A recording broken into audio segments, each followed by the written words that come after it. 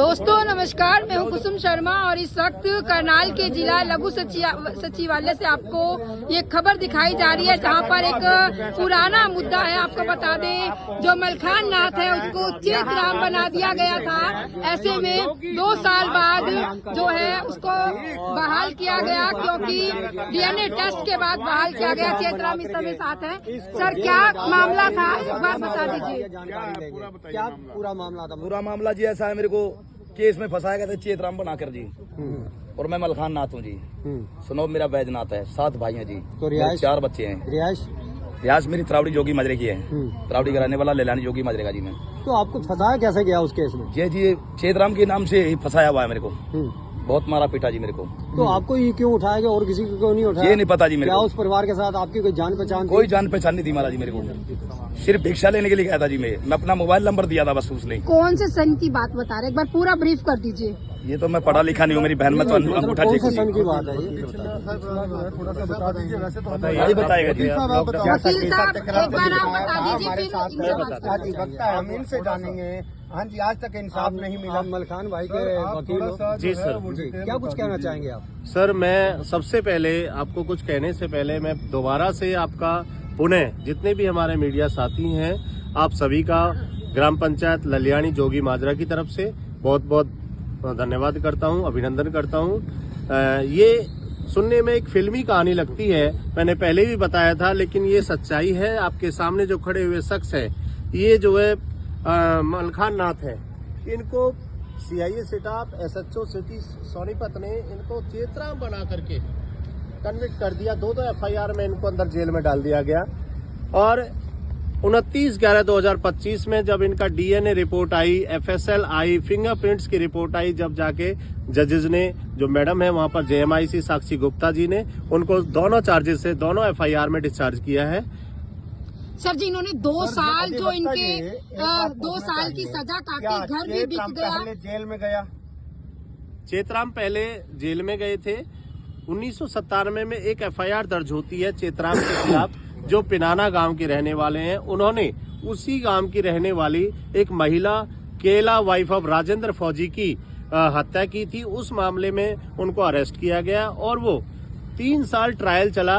और जैसे ही ट्रायल चला, उनको जो है ना उम्र कैद का जो है आजीवन कारावास हुआ। जज साहब जो बीपी चौधरी है, उन्होंने उनको कन्विक्शन सुना दी। उसके बाद उन्होंने अपना पैरोल अप्लाई किया। पैरोल पे सन 2000 में जैसे बाहर आए, उसके बाद वो दोबारा नहीं गए।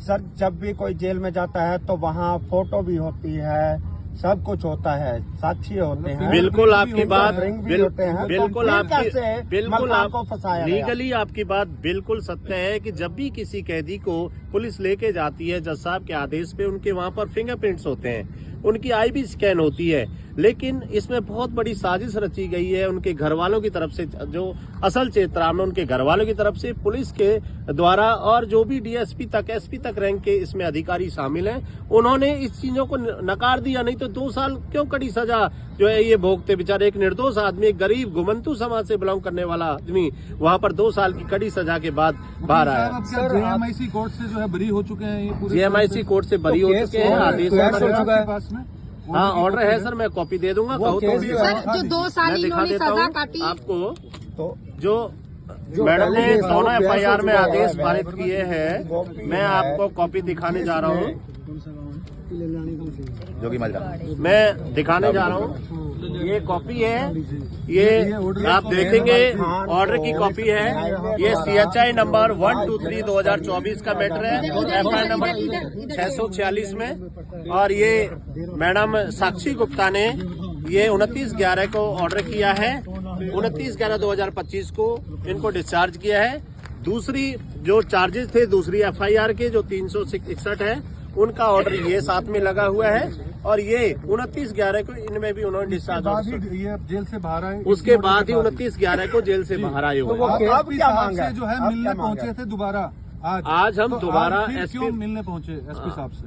मैं वो भी बताऊंगा। अभी हम एसपी साहब अपने गंगाराम पुनिया जी से दोबारा इसलिए मिले क्योंकि जब हम 9 तारीख को यहाँ पर आए थे, आप लोगों को भी हमने बाइट दी थी, हमने एक एप्लीकेशन लगाई थी, उन पर कार्रवाई की मांग की थी। जितने भी पुलिस अधिकारी या साजिश में शामिल हैं, उन पर निष्पक्ष जांच करके उनके खिलाफ कानूनी कार्रवाई की जाए। तो हमें एक स्लिप मिली थी, उस स्लिप में नंबर था। हमने उस कॉल किया 2 दिन बाद कि क्या करा हमारी एप्लीकेशन का स्टेटस जानने के लिए। तो उसमें नंबर था, वो जो उन्होंने अपडेट नहीं किया था, वो जो डीडीए ब्रांच में हमारी भेजी गई थी जुरिडिक्शन के लिए, उसमें सुनील कुमार सेंदर का नंबर था, वो जो यहाँ पर अब ट्रांसफर हो चुके हैं। उन्होंने मुझे दूसरा नंबर दिया जो है डीडीए ब्रांच में हमारे ऑफिसर लगे हुए हैं। मैंने रामनिवास जी हैं वो यहाँ पर करनाल में, मैंने उनसे बात की। उन्होंने कहा सर आपकी जुरिडिक्शन के आधार पर लीगली यहाँ से नहीं बनता, सोनीपत से बनता है। मैंने उनका सर सोनीपत से ही तो सारा ये कारनामा हुआ है और सोनीपत के लिए आप बना रहे, लीगली आप सही बोल रहे हैं, लेकिन मैं भी तो गांव का रहने वाला, मैंने तो कोई क्राइम सोनीपत में किया ही नहीं।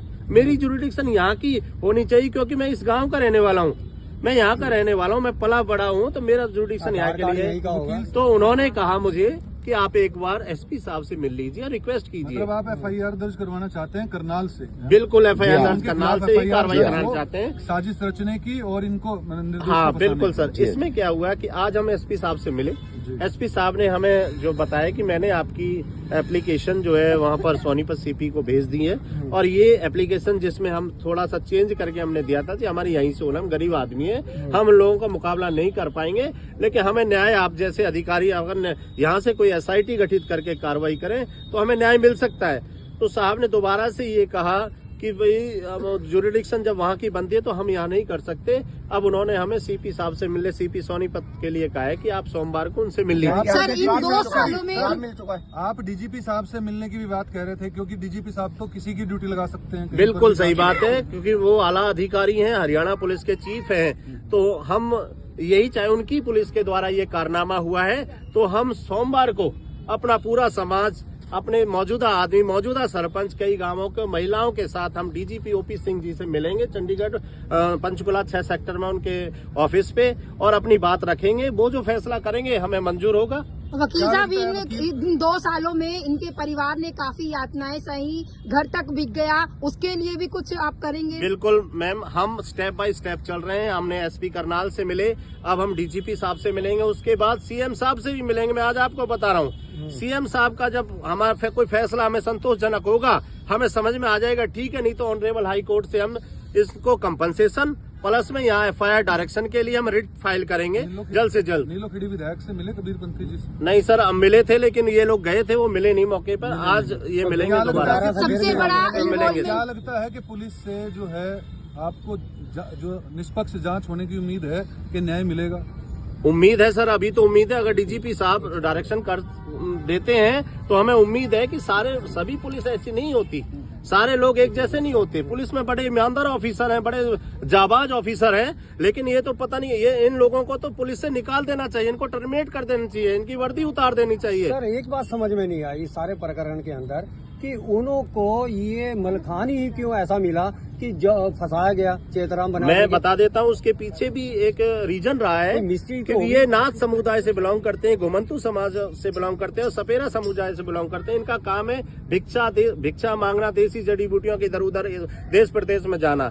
ये लोग लॉकडाउन पीरियड में सन 2020 में जब लॉकडाउन पीरियड शुरू हुआ, ये ऐसे ही घूमते फिरते उनके गांव पहुंच जाते हैं। वहां पर जो चेतराम की माता है वो उनके मिलते हैं, वो उनसे नंबर लेते हैं, इनसे एक दूसरे से मिलना होता है, लेकिन जो दिमाग में उनके साजिश चल रही थी उनका इन्हें नहीं जान पाए, क्योंकि ये बिल्कुल शरीफ आदमी है। उन्होंने जो है धीरे धीरे इनको धर्म का बेटा बना लिया, और इस कारण उनके दिमाग में फिट बैठ गया कि भाई ये बंदा आपका चेतराम बन सकता है, और इसको ही फिर पुलिस से मिले। वो उन्होंने क्या पुलिस के साथ कैसे साठगांठ की है वो तो वो जाने या कानून जाने। ये चीजों के तहत इनका जो है 2 से 4 बार भी मिले थे आप उनसे? 2 बार मिला हूं सर, 2 बार मिला हूं। एक DSP रैंक के अधिकारी, एक SHO रैंक के अधिकारी जो इतना बड़ा क्राइम करने जा रहे हैं, जिनको नॉलेज है कानून की और कानून को हाथ में लेके इतना बड़ा पंगा ले रहे हैं, वो फ्री में तो कोई नहीं करेगा सर। नहीं, बात यहाँ पर आ रही है कि चेतराम को जो है कहीं ऐसा ना हो कि जो चेतराम बनाया मलखान को कोई लेन देन हुआ हो। नहीं सर, मलखान का कोई लेन देन, तो गरीब आदमी है। इन्होंने तो घर तक गहने, अपनी घरवाली के गहने जेवरात उधार ले लेके अपनी सारा कुछ बर्बाद हो गए, रोड पे दूसरे कर रहे हैं। ये तो केस में लगा है, पहले तो ऐसा नहीं हुआ कुछ। पहले ऐसा नहीं हुआ सर। अगर कुछ होता, मान लीजिए आपकी बात ही कहें कि इनको कुछ लेन देन होता, तो ये कभी के, और अगर दूसरी एंगल से हम सोचें, अगर उनका चेतराम ही था तो उन्होंने आज तक बेल क्यों नहीं लगाई कोर्ट में? आज तक अपना वकील खड़ा करके इनको छुटवाया क्यों नहीं? ये किस आधार पे बाहर आए हैं? ये सर फिंगरप्रिंट्स के आधार पर डीएनए FSL की रिपोर्ट के बाहर आए हैं, जो माननीय अदालत ने हमें बरी किया है, सारे चार्जेस से डिस्चार्ज किया है। जी चेतराम इस समय हमारे साथ है, उनसे बात करेंगे। हाँ जी, मलखान जी, आप चेतराम है ये मलखान? मलखान नाथ जी, मलखान नाथ है, बैजनाथ जी, 7 भाई हैं। चेतराम बनाया गया मेरे को तो चेतराम। आप अपना पूरा परिचय दो। पूरा परिचय दूं मैं? हाँ। परिचय तो ऐसा, मैं मलखान नाथ हूँ, लैलानी जोगी माजरे का रहने वाला हूँ। सनो मेरा बैजनाथ है, 7 भाई हैं, 1 बहन है, मेरे चाचा है, ताऊ है, मेरा गांव है, सरपंच लोग हैं, परिवार है, सब मेरा परिवार लोग हैं। ये मेरे लंबड़दार जी हैं, ये अपने गांव के सरपंच साहब हैं जो 7 बार रह चुके हैं। फिलहाल ये लंबड़दार हैं जी हैं। तो मलखान जी, जिस समय आपको अरेस्ट किया गया तो गांव वालों ने उस समय भी आपके लिए लड़ाई लड़ी होगी? लड़ाई लड़ी है, परंतु वो मिले ही नहीं, बंदे मिलने नहीं दिया मेरे को जी, गांव वालों से, मेरे परिवार वालों से मिलने नहीं दिया। लड़ाई का मतलब कानूनी लड़ाई? हाँ जी, हाँ जी, गांव वालों से मेरे से मुलाकात नहीं करनी थी। 2 महीने तक मेरे को ना तो मुलाकात हुई मेरी, ना ही मेरा फोन हुआ जी। आपको मलखान से चेतराम बनाया हाँ जी, गया? हाँ जी, हाँ जी, मेरे को चेतराम ये बनाया। बात हम करेंगे अब और सरपंच तमाम ने जो कई बार और अब जो है ये मेरे गांव का जोगी माजरे रहने वाला है जी, बल्लानी गांव का। ये बचपन से हम इनको जानते हैं, जब से 18 साल को हो, इन्होंने वोट हमारे उसमें इलेक्शन में डाल रहे हैं। ये हमारे साथ इनका आना जाना रहता है, बिल्कुल ही प्यार है, बचपन से बुजुर्गों के साथ प्यार है, घर जैसा, परिवार जैसा है। हमें भी बाद में पता लगा, 1 साल के बाद पता लगा भाई ये नजायज केस में अंदर डाल दिया है। हमारे पिताजी गुजर गए थे, उसके बाद हमें पता चला भाई ये आसाम से गुवाहाटी से उठाए हैं और कत्ल के केस में अंदर कर दिए गए हैं। हमारे को कोई किसी को मिलने तक नहीं दिया गया, ना कोई गांव में पूछताछ हुई। हमारे पास आया ये चेतराम किसी की गाँव जो कि तरावड़ी के पास है, और तमाम नाथ संप्रदाय के जो लोग हैं, परिवार के लोग हैं, गांव के लोग हैं, वो यहाँ पर पहुंचे हैं। 2 साल मलखान नाथ ने चेतराम बनकर जेल में गुजारे। उसको बनाया गया चेतराम, जो कि एक फेरी लगाने के लिए अलग अलग जगहों पर जाया करता था। हालांकि उस दिन भी वो सोनीपत गया था फेरी लगाने, भिक्षा मांगने का काम है। और ऐसे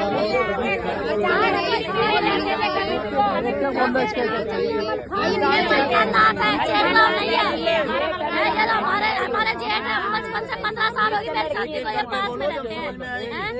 आज तो इसे फंसा लिया, कल ने किसी और को फंसा लेंगे। खाकी वर्दी पे तो बस वैसे ही विश्वास हो जाएगा ना। आज पुलिस वाले ये काम करने लगे तो फिर किस पे बड़े कल हमारे आदमी भी जाते हैं, उन्हें भी पकड़ के जाएगा खाकी वर्दी। हमें इंसाफ चाहिए। 2 साल ये रहकर आए। पत्नी, आप पत्नी है उनकी, क्या कुछ कहना चाहेंगे? जी हमारी गैर बहुत अन्याय हुआ है। 2 साल हो गई मेरे आदमी को जेल में डाला है बेचारी, किसी और बंदे के। सरोज देवी। आप क्या कहना चाहेंगे? जी हमें अन्याय मिलना चाहिए, इंसाफ मिलना चाहिए। 2 साल की कस्टडी। 2 साल जेल काटी उस जुर्म में जो उन्होंने किया ही नहीं, जो जिसने किया ही नहीं, 2 साल की सजा काटी है। मलखान नाथ जी, 4 बच्चे हैं, मेरे बच्चों की पढ़ाई भी अब क्या कुछ कार्रवाई चाहती है? उस पर कार्रवाई होनी चाहिए, जो मेरे बंदे को जेल में गिरवाया। 2 साल की कस्टडी। जैसे घर बेघर हो गए, घर भी बिक गए, इनका गहने जेवरात भी बिक गए, बेचारे कहीं कहीं धक्के खाते फिरे। हमें अन्याय चाहिए, बस और कुछ नहीं। ज्यादा हमें अन्याय चाहिए।